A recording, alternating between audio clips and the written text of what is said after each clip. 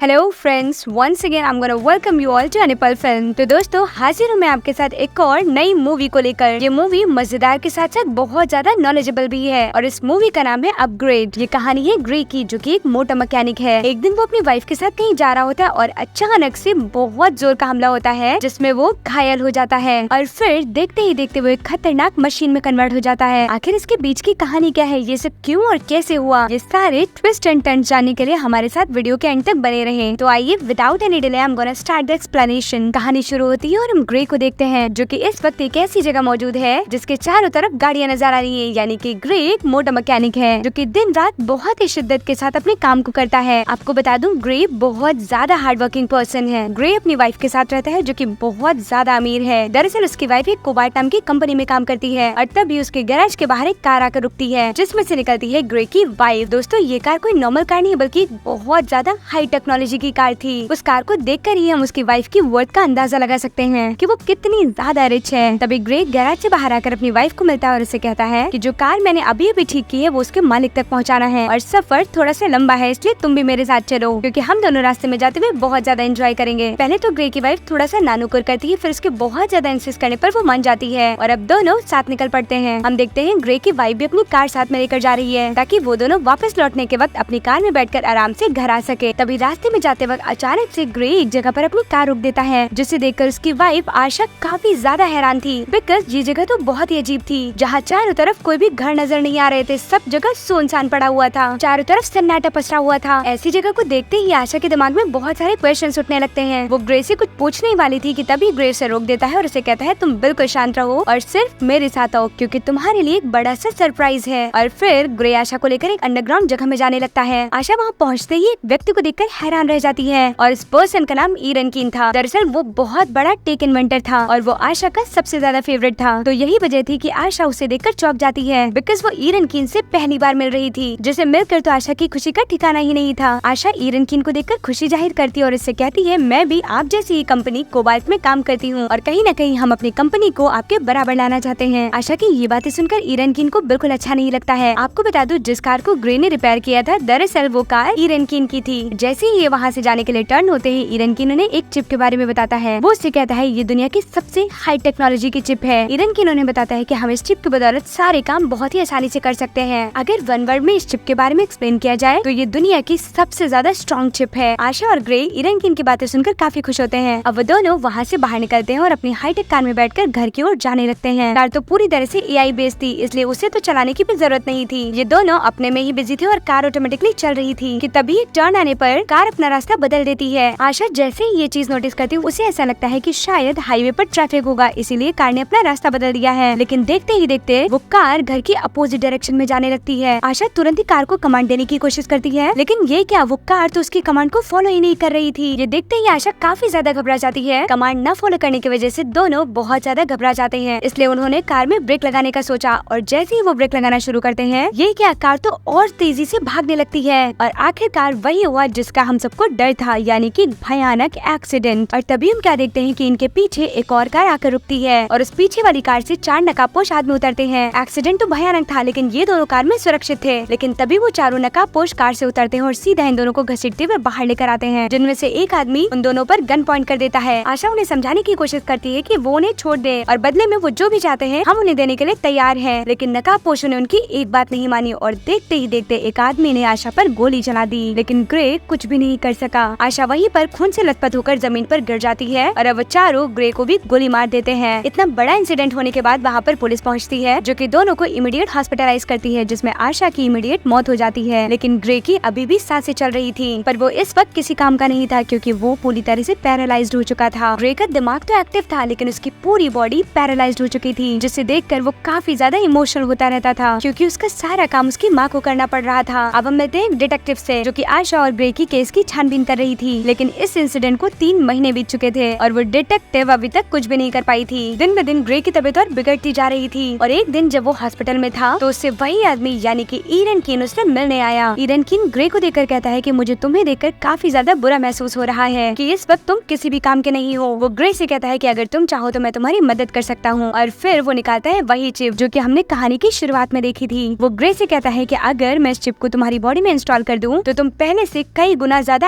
Active हो जाओगे और अपने पैरों पर खड़े हो पाओगे। पहले तो ग्रे थोड़ा नानुकुर करता है, लेकिन फिर वो अपनी माँ को याद करता है, जो कि ग्रे की इस हालत को लेकर काफी ज्यादा परेशान हुआ करती थी। ईरन कीन ग्रे से कहता है कि सबसे पहले ये एक्सपेरिमेंट मैं तुम्हारे ऊपर करने जा रहा हूँ, और अगर ये एक्सपेरिमेंट तुम पर सफल रहा तो इसका मतलब ये होगा कि ये चिप पैरालाइज्ड लोगों को ठीक कर सकती है। उसकी ये सारी बातें सुनकर ग्रे इस एक्सपेरिमेंट के लिए तैयार था, लेकिन तभी कहानी में आता है एक और ट्विस्ट, जहाँ पर ईरन कीन ग्रे के सामने कुछ शर्तें रखता है। शर्त ये थी कि ग्रे को पूरी तरह से इस बात को छुपा कर रखना है, उसे किसी को भी इस बात का भनक नहीं लगने देना है, यहाँ तक कि अपनी माँ को भी नहीं। अब ग्रे के पास कोई और रास्ता था ही कहाँ, इसलिए वो इस एक्सपेरिमेंट के लिए तैयार हो जाता है। उसके हाँ कहते ही शुरू हो गया था ऑपरेशन। कई घंटों के ऑपरेशन के बाद वो चिप ग्रे की गर्दन में लगा दी जाती है, और फिर कुछ देर बाद जब ग्रे को हो जाता है और जैसे वो अपने हैंड्स को मूव करने की कोशिश करता है, वो ये देखकर तो हैरान ही हो जाता है कि उसकी पूरी बॉडी अच्छे से मूवमेंट कर रही है। वो अपने आप को अपने पैरों पर खड़ा देख बहुत ज्यादा खुशी महसूस कर रहा था, तो इसीलिए वो बिना देखे ईरन कीन के सारे शर्तों पर साइन कर देता है। वो ईरन कीन से कहता है कि मुझे तुम्हारी हर शर्त मंजूर है। अब ग्रे हॉस्पिटल से उठकर सीधा घर पहुंचता है, जहां पर उसे कुछ फाइल्स दिखती हैं। दरअसल ये फाइल उसी डिटेक्टिव की थी जो कि आशा और ग्रे के केस पर छानबीन कर रही थी। उसके पास वो फुटेज भी थी जिसमें वो नकाबपोश इन दोनों को मार रहे थे। ग्रे जल्दी से उन फुटेज को देखने लगता है और इन नकाबपोशों को पहचानने की कोशिश करता है, लेकिन वो सभी पूरी तरह से कवर्ड थे, इसलिए कोई भी पहचान में नहीं आ रहा था। ये सब चल ही रहा था कि तभी ग्रे को एक अजीब सी आवाज सुनाई देती है। वो आवाज ग्रे से कुछ कहने की कोशिश कर रही थी। ग्रे बहुत ही ध्यान से उस आवाज को सुनता है। वो कह रही थी कि अगर तुम अपने कातिलों तक पहुंचना चाहते हो तो मैं ही वो इंसान हूँ जो तुम्हें तुम्हारे कातिलों तक पहुंचा सकता हूँ। ग्रे को रिपीट पे ये आवाज सुनाई दे रही थी। आपको बता दूं, ये आवाज कहीं और से नहीं बल्कि ग्रे के गले में लगे हुए चिप से आ रही थी। हम कह सकते हैं कि ये कोई चिप नहीं बल्कि एक एआई मॉडल था, जो कि उसके गले में फिट कर दिया गया था। वो चिप ग्रे को बताती है कि मैं स्टेम हूँ, यानी कि एआई, और मैं तुम्हारे गर्दन से बोल रही हूँ। स्टेम कहता है कि अगर तुम्हें बिलीव नहीं हो रहा है तो मैं तुम्हें एक डेमो दिखाता हूँ। स्टेम उन 4 नकाबपोशों में से एक नकाबपोश को स्कैन करता है और उसके हाथ में बने टैटू को स्कैन करता है, और फिर ग्रे को कंट्रोल करते हुए उसके हाथों में पेन थमा देता है, और देखते ही देखते ग्रे बिल्कुल सिमिलर टैटू बनाकर तैयार कर देता है। ग्रे जैसे उस टैटू को स्कैन करता है, उसके थ्रू उस नकाबपोश की सारी डिटेल्स उसके सामने आकर खुल जाती हैं, जहाँ पर ये पता चलता है कि ये एक मिलिट्री कैंप का टैटू है। ग्रे को तो विश्वास ही नहीं हो रहा था कि कोई टेक्नोलॉजी इतनी हाईटेक हो सकती है जो कि पूरी तरह से उसे ही कंट्रोल कर सकती है। वैसे तो ग्रे ये इन्फॉर्मेशन लेकर पुलिस के पास जाना चाहता था, लेकिन अब वो ऐसा बिल्कुल नहीं कर सकता, क्योंकि उसे पता था कि पुलिस के पास तो ऐसी कोई टेक्नोलॉजी है ही नहीं, और आखिर पुलिस बिना सबूत के उसकी बातों पर कैसे विश्वास करेगी। और यहाँ पर तो एक और बड़ी प्रॉब्लम थी कि वो इस एक्सपेरिमेंट के बारे में तो किसी को बता भी नहीं सकता था कि उसके गले में एक एआई चिप मौजूद है जो कि उससे ये सब करवा रही है। ग्रे काफी देर तक खुद के साथ बैठता है और दिमाग लगाता है कि अगर उसे अपनी वाइफ के कातिलों तक पहुंचना है तो उसे ये सब ईरन कीन से छुप कर करना होगा, क्योंकि अगर इस बारे में ईरन कीन को भनक भी लगी तो वो इस चिप को डिस्ट्रॉय कर देगा और ग्रे एक बार फिर से पहले की तरह अपंग हो जाएगा। अब ग्रे बिना देर किए हुए पहुंचता है उसी टैटू वाले आदमी के घर में, जहाँ पर वो उसके घर की तलाशी लेने लगता है कि क्या पता कुछ न कुछ सबूत तो उसके हाथ लग ही जाएगा। लेकिन तब तक पीछे से वही आदमी आ जाता है। वो आदमी जैसे ग्रे को देखता है वो तो हैरान ही रह जाता है और देखते ही देखते वो उस पर हमला कर देता है। कहीं न कहीं वो आदमी ग्रे पर भारी पड़ रहा था। वो आदमी बहुत जोर के साथ ग्रे का गला दबा रहा था और तभी ग्रे स्टेम यानी कि एआई से मदद मांगता है। वो उसे कहता है कि मेरी मदद करो, नहीं तो मैं अभी मारा जाऊंगा। और जैसे ही वो एआई एक्टिव होता है और स्टेम मोड ऑन होता है, ग्रे और भी ज्यादा पावरफुल हो जाता है। वो तो उस आदमी से ऐसे लड़ रहा था जैसे कि कोई रोबोट हो, और देखते ही देखते ग्रे उस आदमी को वही मार देता है। जैसे वो आदमी मरता है, ग्रे अपनी नॉर्मल पोजीशन में आ जाता है। ग्रे अपने सामने पड़े आदमी की ऐसी हालत देखकर पूरी तरह से हैरान था। वो अपने मन में सोचता है कि मैं इसे पूरी तरह से नहीं मारना चाहता था, लेकिन अब वो कर भी क्या सकता था, क्योंकि ये तो मशीन कर रही थी जिसने कि ग्रे को पूरी तरह से अपने कंट्रोल में कर लिया था। अब ये मर्डर होते ही वही पुलिस ऑफिसर जो कि ग्रे की केस की छानबीन कर रही थी, वो इन्वेस्टिगेशन के लिए उस टैटू वाले आदमी के घर में पहुंच जाती है, जहाँ पर वो पूरी तरह से छानबीन करती है। फिर वहाँ के फुटेज को चेक करती है, जहाँ पर उसे व्हील चेयर पर ग्रे नजर आता है जो कि एक धुंधली पोजीशन में दिख रहा था, यानी कि ऑफिसर को कुछ भी साफ तौर पे नजर नहीं आ रहा था। वो व्हील चेयर पे बैठे आदमी को ग्रे से मैच करने की कोशिश करती है, लेकिन रिजल्ट फेल हो जाता है। अब इधर ईरन कीन को भी ये अंदाजा हो चुका था कि ग्रे कुछ न कुछ तो गड़बड़ कर रहा है। वो ग्रे को अपने सामने बिठाता है और उससे शुरू करता है पूछताछ, क्योंकि ईरन कीन को बहुत ज्यादा डर था कि कहीं ट्रायल पीरियड के दौरान ही वो इस चिप का खात्मा न कर दे, क्योंकि अगर ग्रे गवर्नमेंट की नजर में आ गया और उसे इस चिप के बारे में पता चल गया तो इस चिप के साथ साथ ईरन कीन भी जिंदगी भर के लिए बैन हो जाएगा और उसका पूरा का पूरा करियर डिस्ट्रॉय हो जाएगा। ग्रे ईरन कीन को गुमराह करने की कोशिश कर रहा था कि तभी एआई ग्रे से कहती है कि तुम ऐसा बिल्कुल मत करो, क्योंकि ईरन कीन हमें ट्रैक कर सकता है और सच्चाई जाने के बाद तो वो तुम्हें खत्म ही कर देगा। ग्रे बड़ी ही दुविधा में फंस चुका था कि आखिर वो क्या करे। ईरन कीन ग्रे को बहुत ज्यादा डांट फटकार लगाता है। वो उसे कहता है कि अगर दोबारा तुमने ऐसी कोई लापरवाही की तो अंजाम बहुत बुरा होगा। ऐसा कहकर वो ग्रे को छोड़ देता है। वैसे तो ग्रे के लिए दोनों काम इम्पोर्टेंट थे, क्योंकि उसे आशा के कातिलों तक भी पहुंचना था और ईरन कीन से भी बचकर रहना था। तभी ग्रे एआई से कहता है क्या तुम मुझे कोई आइडिया दे सकते हो। इस पर वो एआई ग्रे को एक जगह का नाम बताता है। वो उससे कहती है कि तुम्हें अपनी तहकीकात ओट बूम जगह से करनी चाहिए। दरअसल ये जगह बहुत ही ज्यादा खतरनाक थी और जैसे ही ग्रे एआई की बताई हुई जगह पर पहुंचता है, वहाँ चारों तरफ बड़े ही अजीब से लोग दिख रहे थे जो कि किसी गुंडे मवाली से कम नजर नहीं आ रहे थे। तभी एआई ग्रे से कहता है कि तुम्हें यहीं पर अपनी पत्नी का कातिल मिल सकता है, इसलिए खोजबीन जारी रखो। ग्रे इस वक्त व्हील चेयर पे बैठा हुआ था। पहले तो वो सभी का ध्यान अपनी ओर आकर्षित करता है और फिर कहता है कि मैं ग्रे हूँ और मेरी पत्नी को तुम में से ही किसी ने मारा है। आखिर वो बुज़दिल है कौन? अगर हिम्मत है तो मेरे सामने आ जाओ। उसके ऐसा कहते ही वहाँ मौजूद सभी लोग जोर का ठहाका लगाकर हंसने लगते हैं। तभी वहीं पर एक आदमी उठता है और वो ग्रे को घसीटते हुए एक अंदर के कमरे में ले जाता है। वो उससे कहता है कि मैंने ही तुम्हारी पत्नी को मारा है। उस दिन जब तुम्हारी पत्नी का मर्डर हुआ तो मैं भी उसमें शामिल था। इतना कहते ही वो ग्रे का कॉलर पकड़ता है और उसे जमीन पर ढकेल देता है। अपनी पत्नी के कातिल को अपने सामने देखते ही वो बिना देर के हुए इमीडिएट एआई को कमांड दे देता है और स्टेम मोड ऑन करने के लिए कहता है। और जैसे स्टेम मोड ऑन होता है वो किसी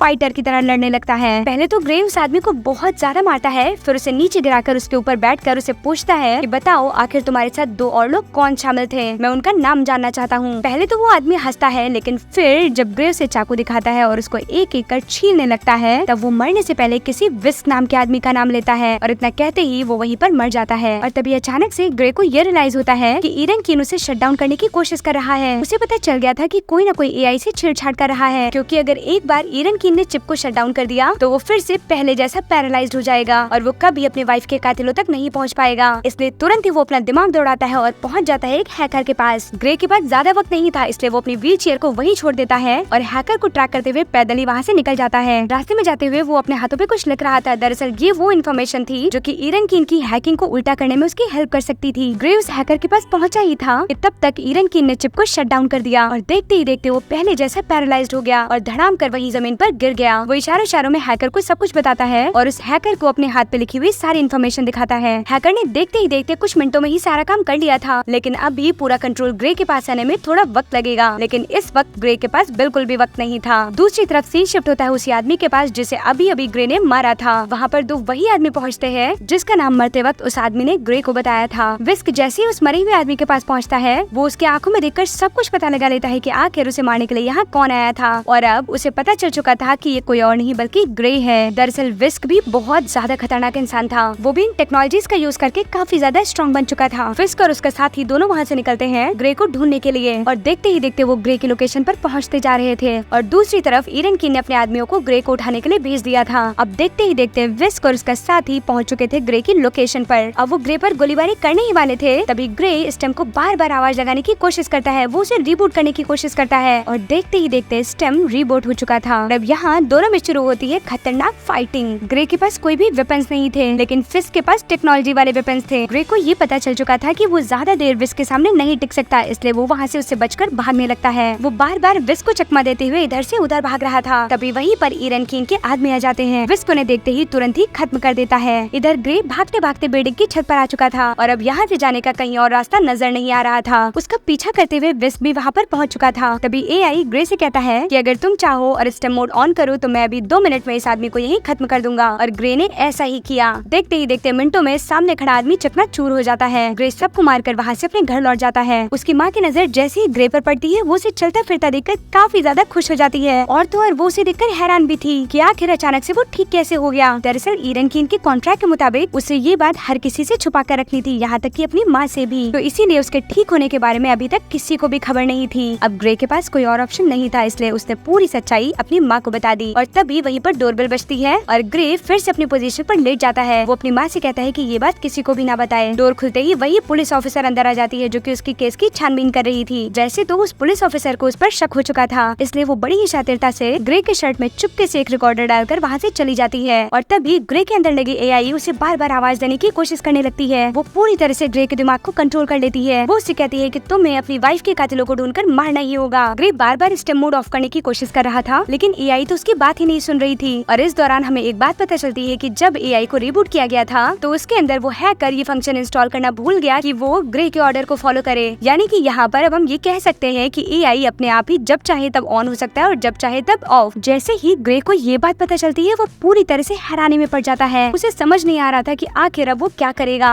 लेकिन फिलहाल ये वक्त था उन कातिलों को ढूंढने का। तो इसीलिए वो तुरंत ही गाड़ी में बैठकर वहाँ से निकल जाता है। और हम जानते हैं कि ग्रे की पॉकेट में एक रिकॉर्डर पड़ा हुआ था जो कि उस पुलिस ऑफिसर ने डाला था। वो ग्रे की सारी बातें सुन रही थी और अब वो भी ग्रे का पीछा करने लगती है। वो ऑफिसर लगातार ग्रे का पीछा कर रही थी और जैसे ये बात एआई डिटेक्ट करती है वो ऑटोमेटिकली ग्रे की कार को टर्न करती है और ऑफिसर की कार का एक्सीडेंट कर देती है। वो ऑफिसर अब पूरी तरह से घायल हो चुकी थी। अब तो उसकी कार भी पूरी तरह से चकनाचूर हो चुकी थी, तो इसीलिए वो घायल अवस्था में ही वहाँ से निकलती है और सीधा ग्रे की माँ के पास पहुँचती है। अब ग्रे का रास्ता पूरी तरह से क्लियर हो चुका था। अब वो पहुँच चुका था अपनी मंजिल तक। वो तुरंत ही वहाँ से निकलता है और उसी कातिल के घर में जाकर छुप जाता है। तभी वो कातिल उसके सामने आ जाता है। अब यहाँ पर ग्रे से सवाल करना शुरू करता है। वो उसे कहता है कि आखिर तुम्हारी मुझसे क्या दुश्मनी थी और आखिरकार तुमने मेरी वाइफ को क्यों मारा। वो उसे बताता है कि मैं तुम्हारी वाइफ को नहीं मारना चाहता था, मुझे तो तुम्हें मारने के लिए भेजा गया था, लेकिन तुम्हारी वाइफ बीच में आ गई इसलिए वो मेरे हाथों से मारी गई। उसके मुंह से ये बातें सुनते ही ग्रे आग बबूला हो जाता है। अब वो अपने सामने खड़े आदमी को एक ही झटके में वही मार देता है। अब यहाँ पर एक बात तो साफ जाहिर थी कि इसके पीछे किसी न किसी बड़े आदमी का हाथ है। ग्रे ये बात समझ चुका था कि किसी ने उसे मारने की पूरी प्लानिंग की थी, इसलिए वो तुरंत ही उस आदमी के पॉकेट से फोन निकालता है कि शायद उसे उसके फोन से कुछ मदद मिल जाए। वो जैसे ही उसके फोन को चेक करता है उसके वॉइस मैसेजेस पढ़ता है। वो ये सुनकर पूरी तरह से हैरान रह जाता है कि उसे मारने के लिए भेजने वाला कोई और नहीं बल्कि ईरन कीन था। दरअसल ईरन कीन का ये प्लान था कि पहले तो वो उसे पैरालाइज करेगा और फिर उस पर अपना एक्सपेरिमेंट करेगा। इतनी बड़ी सच्चाई का खुलासा होते ही ग्रे अपने आप को रोक नहीं पाया। वो तुरंत ही पहुंच जाता है ईरन कीन के पास। वो वहाँ ईरन कीन को मारने ही वाला था कि तभी पीछे से वही ऑफिसर आ जाती है जो कि पीछे से उस पर गन पॉइंट कर लेती है। वो ग्रे से कहती है कि तुम अभी ठहर जाओ नहीं तो मैं तुम्हें मार दूंगी। और अब ना चाहते हुए भी ग्रे ऑफिसर पर हमला कर देता है। ग्रे को पता था कि वो ऑफिसर बेकसूर है, वो उसे मारना नहीं चाहता था, लेकिन अब वो एआई को कंट्रोल नहीं कर सकता था क्योंकि अब उसके ऑर्डर एआई नहीं फॉलो करती थी। वो उसे नहीं मारना चाहता था लेकिन वो इस वक्त कुछ भी नहीं कर सकता था क्योंकि अब एआई का कंट्रोल उसके हाथों में नहीं था। वो अपने अंदर ही अंदर एआई से लड़ रहा था। वो अपने आप को रोकने की कोशिश करता है। वो ऑफिसर को मारने से रोकने के लिए खुद के हाथों में चाकू भोंक लेता है, लेकिन कैसे भी करके ऑफिसर ने अपने आप को वहाँ से छुड़ा लिया। और अब ग्रे टर्न होता है ईरन कीन की तरफ। अब ईरन कीन उससे कहता है कि तुम ये काम बिल्कुल नहीं कर रहे, ये काम तो सब मशीन कर रही है। वो उसे कहता है कि एआई ने तुम्हें पूरी तरह से अपने कब्जे में कर लिया है और सालों से तुम उसी की बातों को मानते हुए आ रहे हो। वो जैसा कहती है तुम बिल्कुल वैसा ही करते हो, यानी कि इस वक्त तुम्हारा अपना दिमाग पूरी तरह से फेल हो चुका है। ईरन कीन उसे बताता है कि जब तुम पहली बार मेरे यहाँ कार वापस करने आए इस चिप ने यानी कि एआई ने तुम्हें पहले ही चुन लिया था क्योंकि इस एआई को एक ऐसी बॉडी चाहिए थी जो कि पूरी तरह से प्योर हो, जिसकी बॉडी में पहले से ही कोई इलेक्ट्रॉनिक सामान इनबिल्ट ना किया गया हो, और वो बॉडी थे तुम जिसे एआई ने चुना। ईरन कीन उसे बताता है कि इस मॉडर्न टाइम में ऐसे आदमी को ढूंढना